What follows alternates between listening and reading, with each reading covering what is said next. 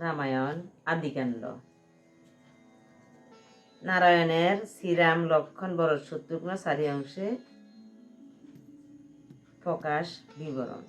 Way Ram Ram Ram Ram Ram Ram জয় হরি, বজিলে শ্রী কৃষ্ণ লইব ভব পার তরি। আসেন মাগো সরস্বতী কণ্ঠেতে বসো, জীবায়ঙ্গে নৃত্য কর সরস্বতী মা। গোলক বৈকুণ্ঠপুরী সবার উপর, লক্ষ্মী সহায় আছেন তথায় গদাধর। তথায় অদ্ভুত বিজ্ঞ দেখিতে সুসারু, যাহা চাই তাহা পাই নাম কল্পতরু। দিবানিশি তথা চন্দ্র সূর্যের প্রকাশ, তার তলে আছে দিব্য বিচিত্র আভাস। নেতফাট সিংহাসন উপরেতে তুলি, বিরাসনে বসিয়া আছেন বনমালী। মনে মনে প্রভুর হইল অবিলাস, এক অংশ চারি অংশে হইতে প্রকাশ।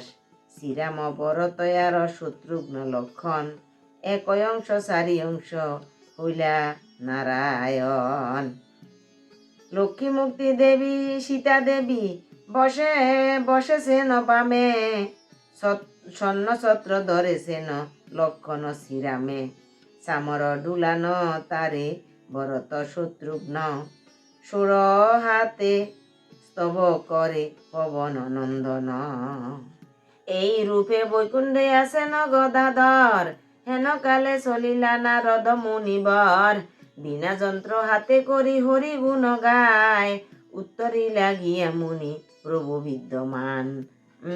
দ্রুপ দেখি এ বিহবল নারদ নাচে ধীরে, বসন তিতিল তার নয়নের নীরে। হেন রূপ কেন ধরিলেন নারায়ণ, ইহা জিজ্ঞাসিব গিয়া যথা পঞ্চানন।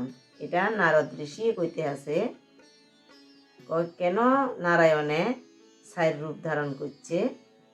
আমি যাই পঞ্চানন মানে মহাদেবের আমি যে জিজ্ঞাসা করব। ভাবিভূত বর্তমান শিবত ভালো জানে, এই কথা কহিব গিয়া মহেশের স্থানে। এতে ভাবিয়া যাত্রা করে মুনিবর, উত্তরিলা প্রথমেতে ব্রহ্মার গোচর। বিদ্যা তারে লয়ে জানো কৈলাস শিখরে, শিবকে বন্দিয়া পাশে বন্দিলা দুর্গারে। গেছে নারদ ঋষি ব্রহ্মারে লই কৈলাসে গেছে, প্রথমে দুর্গারে বন্দনা করছে, তারপর শিবের বন্দনা করছে। নিরক্ষিয়া দুইজনে তুষ্ট মহেশ্বর, জিজ্ঞাসা করেন তবে তাদের অগোচর।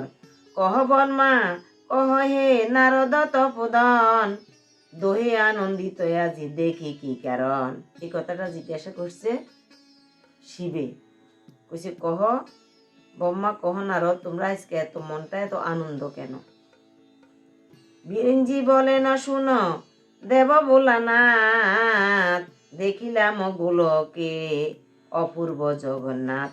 দেখিতাম অপূর্বেতে কেবল নারায়ণ, চারি অংশে দেখিয়ে কিসের কারণ।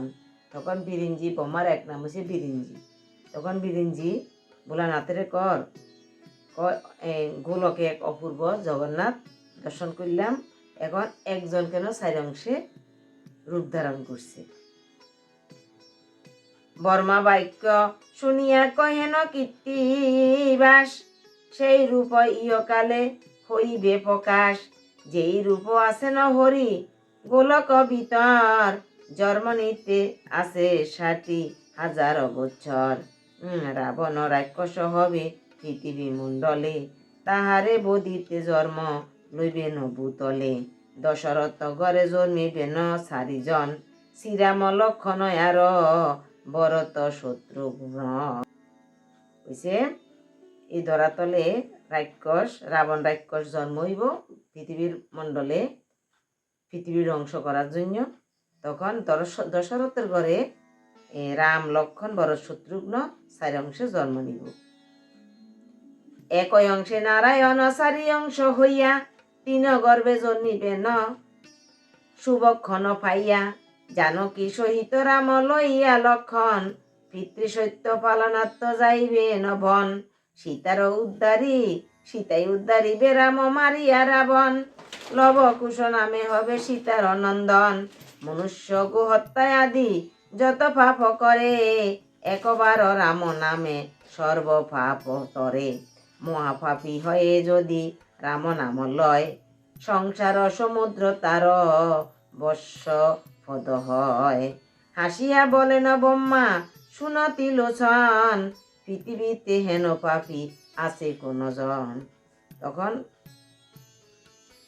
শিবে কইছে এইভাবে চার অংশে নারায়ণ জন্ম হইব, রাম লক্ষণ ভরত শত্রুঘ্ন। তখন রামের নাম যে উচ্চারণ করিব তার সকল পাপ বিনষ্ট হইব। তখন আর ব্রহ্মা হাসি কর, এরকম পাপী কে আছে এই জগতে, এত এত পাপ করলেই রাম নাম লইলে উদ্ধার হইব, এরকম পাপী কে আছে? এটা ব্রহ্মায়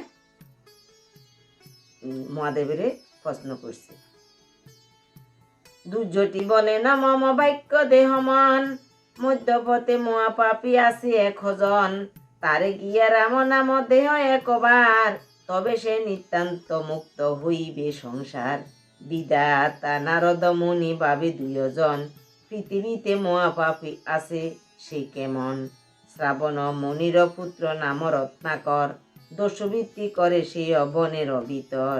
বিরিঞ্জি নারদ দোহে সন্ন্যাসী হইয়া, রত্নাকর কাছে দোহে মিলিল আসিয়া।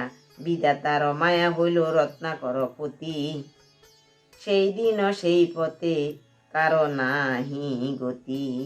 প্রত্যেক দিন রত্নাকর দস্যু বনের ভিতরে বই থাকে, সেই খান্দি যত মানুষ যায় সবাই মারধর করি, টাকা পয়সা স্বর্ণ গয়না যা পায় সব লই যায়, নিয়ে সংসার পরিচালনা করে। সেদিন ভগবানের এমন এক বিধাতার এমন এক নীতি, সেদিন আর কোনো ফাঁপির কোনো লোক আর পায় না রত্নাকর দস্যুয়ে। সেদিন পাইছে শুধু ব্রহ্মা নারদ মুনি 2 সন্ন্যাসীর পথে পাইছে। উচ্চ বৃক্ষে চড়িয়া সে চতুর্দিকে চায়, বর্মা নারদের পথে দেখিবারে পায়। ভাবে মনে রত্নাকর লুকাইয়া বনে, সন্ন্যাসী মারিয়া বস্ত্র লইব এক্ষণে। বিধাতা নারদ দোহে জান সেই পথে, লোহার মুদগর তোলে ব্রহ্মারে দিতে। ব্রহ্মার মায়াতে তার মুদগর না চলে, মায়ায় মুদগর বদ্ধ তার কর তলে। না পারে মারিতে তবে ভাবে মনে মন, ব্রহ্মা জিজ্ঞাসেন বাপু তুমি কোন জন। রত্নাকর বলে তুমি নাসি নয় আমারে, লইব তোমার বস্ত্র মারিয়া তোমারে। তখন ব্রহ্মারে মারিবার লাই ব্রহ্মা নারদের মুদগর একটা আতিয়ার এটা লইছে, তখন মারিবেলা তখন এটা তার ঘরে মারধর করতে পারে না, এটা হাতে তুন চলে না। তখন ব্রহ্মা জিজ্ঞাসা কইছে বাবু তুমি কে, আমরা রে মারিবার লাইছে? কইছে আমি রত্নাকর, আমি মানুষের মারধর করি, সব কিছু নিই। ব্রহ্মা বলে মোরে মারি পাবে কত ধন, করিয়াছ যত পাপ কহিবই এখন। শত শত্রু মারিলে যতেক পাপ হয়, এক গো বদিলে তত পাপের উদয়। 100 দেনুবধ যেই জন করে, তত পাপ হয় যদি 1 নারী মারে। 100 নারী হত্যা করে যে জন, তত পাপ হয় 1 মারিলে ব্রাহ্মণ। 100 ব্রহ্মবধে যত পাপ দয়, 1 ব্রহ্মচারী বধে তত পাপ হয়। ব্রহ্মচারী মারিলে পাতক হয় রাশি, সংখ্যা নাই কত পাপ মারিলে সন্ন্যাসী। যেই পথ দিয়া গতি করে ন সন্ন্যাসী, আড়ে দীর্ঘ সারি কোষ সম বারাণসী। সেই পাপ করিতে যদি থাকে তব মন, কর এতে পাপ কহিনু এখন। শুনিয়া কহিল দস্যু রত্নাকর হাসি, মারিয়াছি তোমায় হেন প্রত্যেক সন্ন্যাসী। তখন কোন কোন কি কি মারিলে কি হয় এগুলা কইছে। এক শত শত্রু মারিলে যত পাপ হয়, একটা গো বদিলে তত পাপ হয়। একদিনও বধ করিলে যত পাপ হয়, এক নারী হত্যা করলে এতুন বেশি পাপ হয়। তাহলে তুমি এভাবে যে হত্যা করতে আসো, তোমার এই পাপের ভাগ কে নিবে? ব্রহ্মা বলিলেন যদি না ছাড়িবে মোরে, তাল স্থল দেখিয়া হে বধ হয় আমারে। যথা কীট পতঙ্গাদি পিপিলিকা গন্ধে, লোভে না আইসে মিত খাইতে আনন্দে। মারিলে দণ্ডের বাড়ি পড়িব ভূমিতে, পিপিলিকা মরিবে ক আমার সাপেতে। বর্মা বলিলেন পাপ কর কার লাগি, তোমার এ পাতকের কে আছে ভাগী। রত্নাকর বলে যত লয়ে যাব ধন, মাতা পিতা পত্নী আমি খাই চারিজন। যেবা কিছু বেশি কিনি চারিজনে খায়, আমারও পাপের বাগি চারিজনে হয়। শুনিয়া হাসিয়া ব্রহ্মা কহিলেন তবে, তোমার পাপের ভাগী তারা কেন হবে? করিয়াছ যত পাপ আপনার কায়, আপনি করিলে পাপ আপনার দায়। জিজ্ঞাসা করিয়া তুমি আইস নিশ্চয়, তোমার পাপের বাগি তারা যদি হয়। নিতান্ত আমারে বধ কর তবে তুমি, এই বৃক্ষ তলেতে বসিয়া থাকি আমি। হরিষ বিষাদে দস্যু লাগিল কহিতে, বুঝিলাম এই যুক্তি কর ফলাইতে।